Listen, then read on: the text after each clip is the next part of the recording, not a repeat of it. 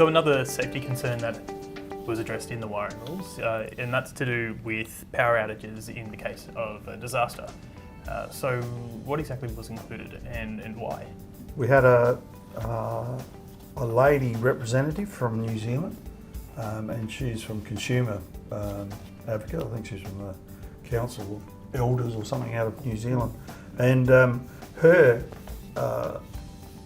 legacy, I guess, is she was quite adamant that we never anywhere put a statement to say, if there's a natural disaster, how do you make sure that the power supply is still providing what you need for aged, infirm, the elderly, and so on. That's aged and infirm.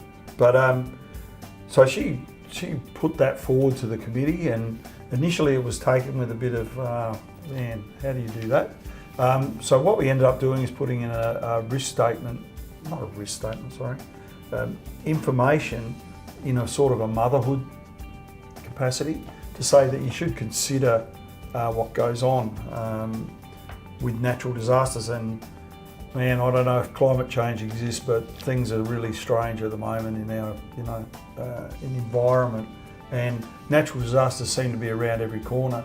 And so all we're asking here is that it's something that probably a good consultant would think about, but you've got to take it to the next level. So your installers, if they're doing a design and construct, and they're doing an aged care facility, instead of just putting electric doors in there, maybe think about how do those doors open if there is a problem, we lose power, how do we get these people out of here, how does the lighting cope with it. So that was really the basis of that whole thing, was to provide just a bit of provoking statement that they could work with. So certainly not mandatory, but it is something that everyone should be considering nowadays. Yeah, there's also a bit of a shift in care arrangements for people, the desire to keep people in their own homes as long as possible. Yeah, so if you've got someone that has medical devices that require a supply to be available for their own life safety, then you need to think about it. And there's interesting future things with the number of solar installations in houses that a standalone solar, or a solar installation without a battery will only work if there's a supply available. So if supply fails, even though your solar panel can be generating, it won't work. And there is consideration of how could that be changed so that you could have your solar panel actually providing some limited power.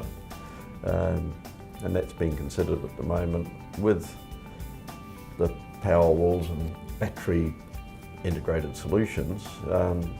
You can get solutions where they can be, you can island them and you can have a self-contained, your house can still run off your battery and your solar panels. So that gives you power when there is a natural disaster, because South Australia did have 2 transmission lines blow over at one stage and ended up with a blackout. Yeah. It was a dark day. Yeah. Oh, it's fun. Yeah. So there is, that's a future thing that is a topic of discussion at the moment, is how to utilise the fact that we've got all this generation in people's houses now, and often you can't get at it. I mean, how to actually make that accessible when there is a disaster situation. Yeah. And I guess this kind of brings us around to Appendix M of the wiring rules. So what exactly is included in that? Oh, that is basically the statement about foreseeable conditions that could arise through national disaster. So that is the statement as its general information. I think at the start of the book in section 1, we do actually, part 1, we do refer to that risk mitigation because of natural disasters, but we don't go into it too much. But it's now, there's something in the back of the book that can help you. It's interesting that IEC are moving, the international electrical movement is actually looking at risk mitigation now for natural disaster, and that's becoming part of installation rules. same as energy efficiency and stuff. So these are the things that aren't actual electrical safety, but they're things that should be considered about an installation that has electricity. Yeah.